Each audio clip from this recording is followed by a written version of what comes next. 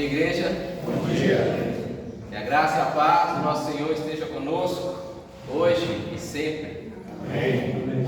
Irmãos, para mim é uma alegria imensa poder estar aqui, trazendo a mensagem para vocês hoje. Meu nome é Ricardo, eu faço parte da congregação de Santa Luzia, e é uma alegria para mim poder estar aqui visitando e trazendo a mensagem a vocês, porque eu tenho um carinho muito especial por essa congregação. Foi dessa congregação e também da congregação do centro que saíram os irmãos e fundaram a congregação de Santa Luzia. E um irmão muito especial, o Newton Coelho, muitos de vocês devem conhecê-lo, fazia parte dessa congregação e foi através dele que eu conheci a Igreja de Cristo. Então, para mim hoje, irmãos, é um privilégio muito grande poder estar aqui trazendo a mensagem para vocês e conhecendo vocês pessoalmente. Já conheço alguns que já estiveram na congregação, Joselito, e enfim, um prazer, uma honra para mim muito grande poder estar aqui hoje. Vamos orar?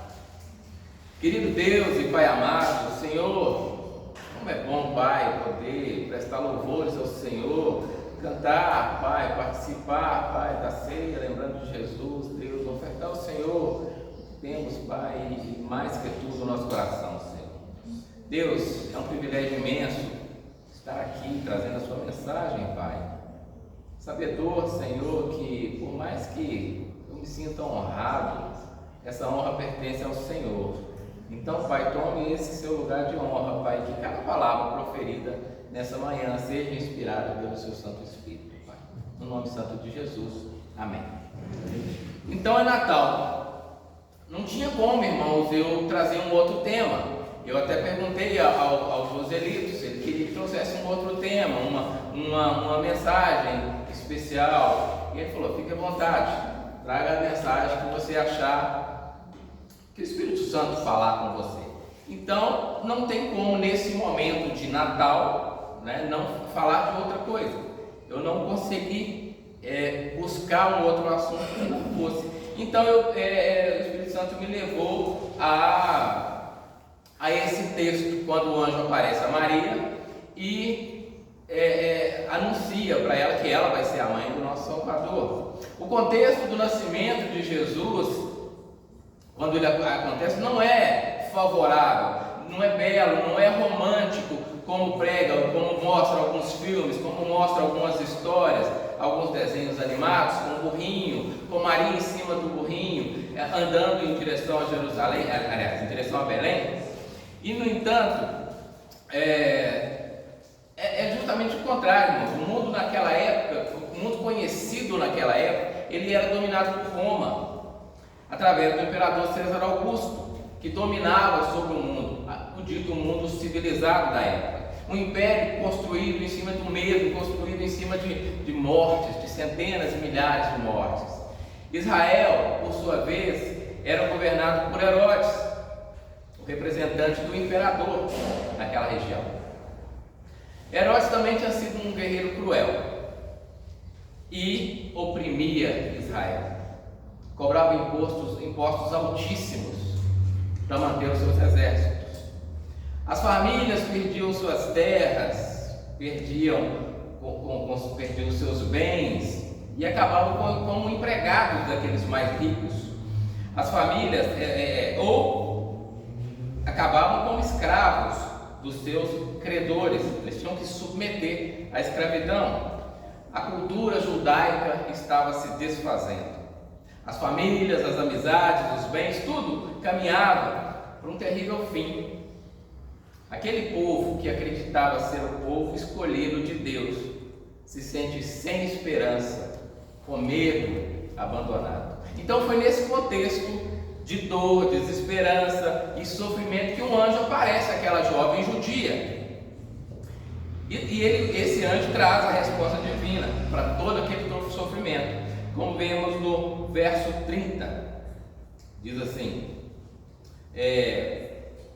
verso 30: mas o anjo lhe disse: não tenha medo, Maria, você foi agraciada por Deus, você ficará grávida e dará à luz a um filho, e lhe porá o nome de Jesus. Ele será grande e será chamado Filho do Altíssimo. O o Senhor Deus lhe dará o trono de seu pai Davi, e ele reinará para sempre sobre o povo de Jacó, e o seu reino jamais terá fim. E ela, assustada, imagina uma jovem, virgem, assustada já com a presença do anjo. E de que receber um anjo naquela época não devia ser, né? Muitas vezes, poxa, o que eu fiz? Ela se assustou quando viu aquele anjo. Mas ela vai e pergunta no verso 34, mas como isso pode acontecer se eu sou virgem, se eu não conheço outro homem, se eu nunca estive com um homem? E o anjo responde. E na sua resposta o anjo adianta o que se tornaria os principais atributos de Jesus. Do verso 32, ele será chamado Filho do Altíssimo. O Senhor lhe dará o trono do seu pai Davi. Então, irmãos, santo e filho de Deus, os principais atributos de Jesus. Santo porque foi gerado pelo Espírito Santo. Ele não foi gerado em pecado. Adão também não foi gerado em pecado, mas se corrompeu e precisou que Jesus viesse ao mundo, também santo, filho do Altíssimo. Ele que já existia, ele já estava com Deus, como diz em João. Ele já existia, antes mesmo do seu nascimento, Jesus já existia. Ele estava com Deus e era Deus. Se submeteu, irmãos, a vir ao mundo em forma humana. E assim tem o início a história do Natal. Deus respondendo ao seu povo. Eu não me esqueci de vocês, eu ouvi o seu clamor, eu vou mudar a sua história, mas não através de exércitos, de mortes, de revoluções, mas através de um bebê. O Natal é Deus interferindo com a raça humana, é a vontade divina. A vontade divina é para a libertação do homem e não para a sua opressão, já dizia Richard Hosley. Ele é um professor e um escritor.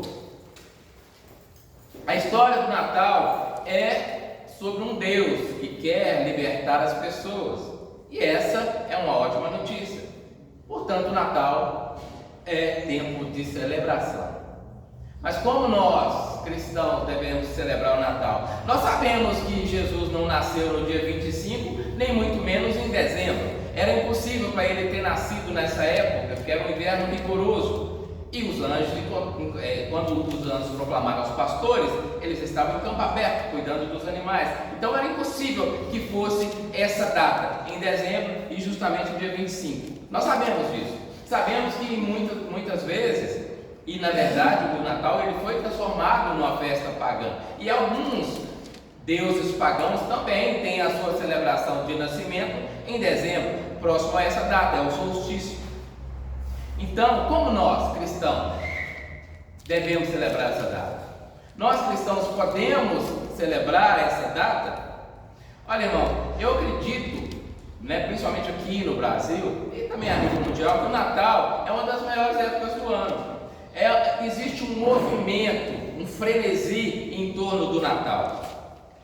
As pessoas ficam mais generosas, repararam? As pessoas ficam felizes, mais esperançosas, né? O mundo celebra o Natal com troca de presentes, com comilança, né? Com solidariedade. As empresas, começam a distribuir cestas de Natal, o peru, o pernil, dias, de trabalho até. Nas ruas as pessoas ficam mais generosas, dando as suas contribuições. Agora é interessante, irmãos, que logo que passa a data, ninguém lembra mais. Dia 26, ninguém mais lembra disso. Eu trabalho com público, trabalho com condomínio, sou jardineiro, e aí acontece nessa época muito isso. As pessoas passam felizes, Feliz Natal, e aqui toma uma coisinha aqui para você, um presentinho, uma lembrancinha. Esse ano não, esse ano foi meio fraco. O pessoal acha que está economizando esse ano, bem nada. Mas nos anos anteriores era assim, era até difícil ir para casa carregando as coisas que eu ganhava. Mas no dia 26 estávamos lá trabalhando e como se não tivesse acontecido nada. E nós, irmãos, devemos celebrar essa data como? Eu queria dar uma sugestão, sabe, irmãos? Porque o que pode acontecer às vezes é que com todo esse frenesi, com todo esse alvoroço que acontece em torno do Natal, pode acontecer de nós cristãos também embarcarmos nas compras, né? Nas comidas, pensando no que vai fazer, vamos receber as nossas famílias, e aí esquecemos qual que é o princípio do Natal. Uma sugestão que eu faço e que eu dou a vocês: no Natal, vamos lembrar de Jesus, vamos meditar de Jesus, vamos ler os Evangelhos, vamos entender o porquê do nascimento de Jesus, a trajetória da vida dele e da morte na cruz.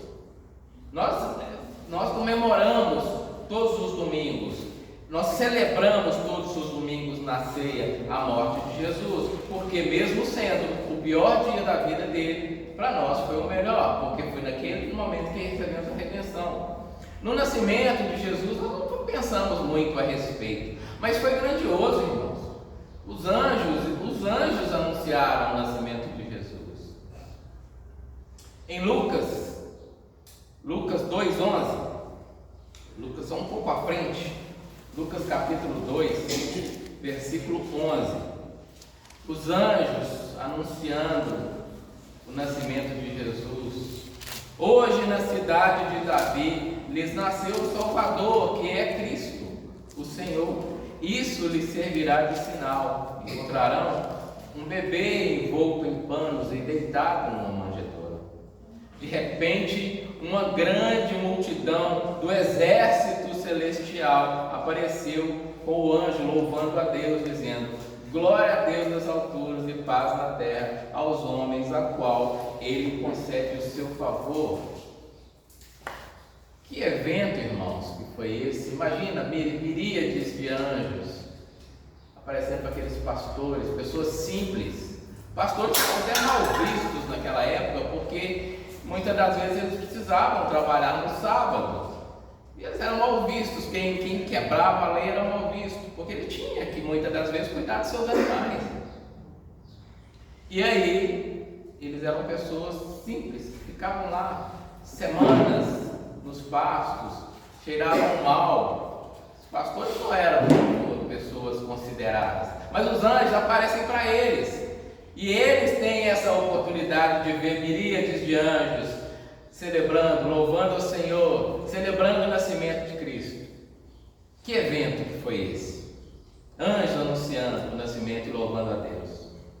Nós, no entanto, fomos chamados para anunciar a morte de Cristo. Amém? Para perdão dos pecados e sua ressurreição. Esse foi o nosso principal chamamento. Cristo, depois que ressurreto, ele diz: vão e anunciem o Evangelho. Cristo vencendo a morte. Mas o Natal, irmãos, também é um momento de sermos testemunhas de Jesus. 6 meses antes do anjo aparecer para Maria, o anjo também apareceu para Isabel. E, como a gente pode ver no nascimento de João Batista, capítulo 1, versículo 5. Lucas 1, capítulo 5 diz assim: nos tempos de Herodes, rei da Judéia, havia um sacerdote chamado Zacarias, que pertencia ao grupo sacerdotal de Abias. Isabel, sua mulher, também era descendente de Arão. Ambos eram justos aos olhos de Deus, obedecendo de modo irrepreensível a todos os mandamentos. E aqui no versículo 26, que o nosso irmão com voz de trovão leu, no 6º mês Deus enviou um anjo. Isso apareceu 6 meses antes, o anjo anunciando o nascimento de João Batista. E assim como João Batista foi chamado para ser testemunha, prepare o caminho do rei. João Batista ele veio para preparar o caminho de Jesus. Assim também nós no Natal, irmãos, devemos ser testemunhas de Jesus. Nessa época as pessoas estão abertas a falar de Jesus. Vocês já prestaram atenção nisso? Falar do nascimento de Jesus é Natal. Natal é o nascimento de Jesus. Por mais que queiram colocar Papai Noel como o principal ator do Natal, não é. Jesus, ele não veio descendo de uma chaminé. Ao contrário, ele foi anunciado por anjos. E o presente que ele nos trouxe foi a salvação. Então é um momento de podermos falar com os nossos familiares, com os vizinhos, com os nossos clientes, com os nossos colegas de trabalho. Natal é uma ótima oportunidade, irmãos, de sermos testemunhas. Explicar o porquê do nascimento de Jesus. Explicar que aquele menino, que muitas pessoas quando vão no final do ano, vão fazer o presépio, montam lá e está sempre numa manjedoura, aquele bebezinho, ele nunca cresce, está sempre aquele bebezinho no presépio. Explicar que esse bebê, ele cresceu em santidade, ele cresceu e cumpriu a sua missão, a missão dada pelo Pai.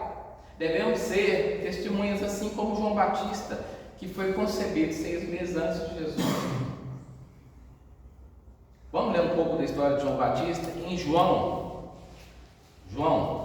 capítulo 1, versículo 6. Evangelho de João, capítulo 1.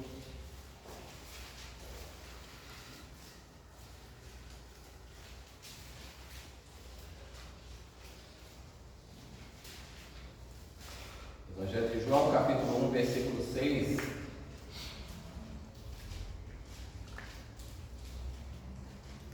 Diz assim: surgiu um homem enviado por Deus chamado João. Ele veio como testemunha para testificar acerca da luz, a fim de que por meio dele todos os homens crescem. Ele próprio não era a luz, mas veio como testemunha da luz. Estava chegando ao mundo a verdadeira luz que ilumina todos os homens. Então, irmãos, que nós também sejamos no Natal, que é uma outra conselho que eu dou. Vamos meditar sobre Jesus, vamos ler sobre Jesus, vamos falar sobre Jesus para a pessoa. É a melhor maneira de comemorarmos no Natal. A segunda é essa, é expor Jesus às pessoas, mostrar às pessoas que Jesus, que o Natal não é uma só troca de presentes. Nessas épocas de festa, podemos muitas vezes nos deixar envolver. Acontece, né? São compras, né? Para quem foi em shopping esses dias, viu? Aquele frenesi todo, as compras, são férias, as pessoas recebem 13º e vão gastar nas compras, né, nas férias, com comidas, planejando o que vai fazer para comer. Papai Noel, árvore de Natal, praças decoradas. Nós podemos nos perder em todas essas atividades, se não estivermos bem focados no que o nascimento de Jesus representa para nós. Nessa época, inclusive, muitas pessoas caem da fé, essas datas comemorativas, muitas pessoas caem da fé. Tudo muda, irmãos, tudo muda. Até o espírito é outro, né? É o espírito natalino. Aos adeptos da batalha espiritual, entende, né, o que eu estou falando? É o espírito natalino que prevalece nessa época. Relaxamos, vamos comprar, vamos beber, vamos comer, vamos tirar férias, e não que isso seja ruim. Eu gosto de comprar, eu gosto de ir no shopping comprar, eu e minha esposa, minha digníssima esposa. Eu gosto de comer, eu gosto de beber, tirar férias então nem se fala, trabalho o ano inteiro, né, para chegar em dezembro poder tirar uns dias de férias, é maravilhoso, isso não é ruim, irmãos, mas temos que ter a consciência de que não tiramos férias de sermos cristãos, e que o Natal, que essa época do ano é uma época excelente de anunciarmos a Jesus, de falarmos do seu nascimento. Olha que maravilha podermos falar do seu nascimento, falarmos de como Jesus viveu, anunciar o Evangelho.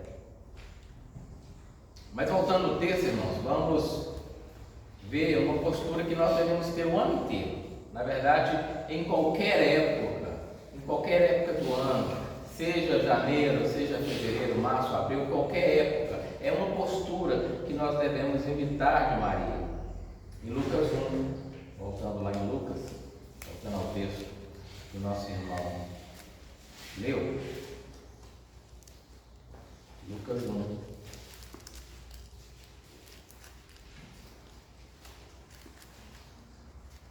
versículo 38.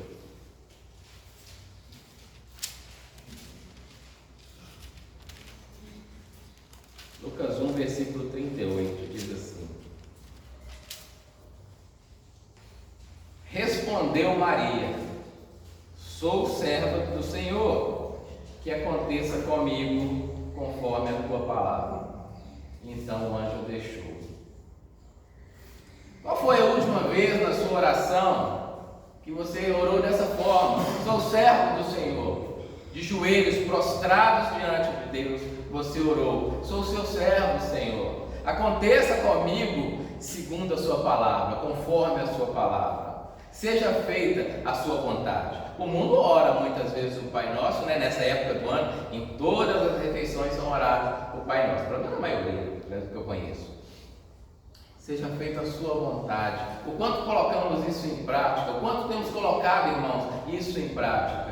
Como tem sido a nossa atitude diante dessa frase de Maria? Sou sua serva, Senhor, aconteça comigo conforme a tua palavra. É uma atitude que devemos ter, irmãos, qualquer época do ano, em toda época do ano, e não só no Natal, que é uma época que as pessoas estão abertas. Então, irmãos, que nesse Natal nós possamos aproveitar todas as oportunidades que tivermos para falar de Jesus, para falar do seu nascimento, para falar da sua vida e para falar principalmente da sua morte por nós, porque nossos pecados fossem perdoados, para que nós pudéssemos estar aqui sem culpa.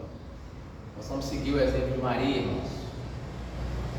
Seja feita, Senhor, a sua palavra na minha vida. Faça isso comigo, Senhor. É uma oração corajosa, né? Aconteça comigo conforme a tua palavra. Quais os planos de Jesus para mim? Eu vou estar igual Maria. Ela se submeteu completamente à vontade de Deus. Sabe, irmãos, nós temos feito isso, nos submetendo totalmente à vontade de Deus. Esquecer que Natal é uma época de compras e troca de presentes apenas. É uma época de visitar os familiares que não vemos há muito tempo. Mas vou aproveitar essas oportunidades para anunciar a Jesus e o que Ele tem feito nas nossas vidas. Que Deus abençoe a todos.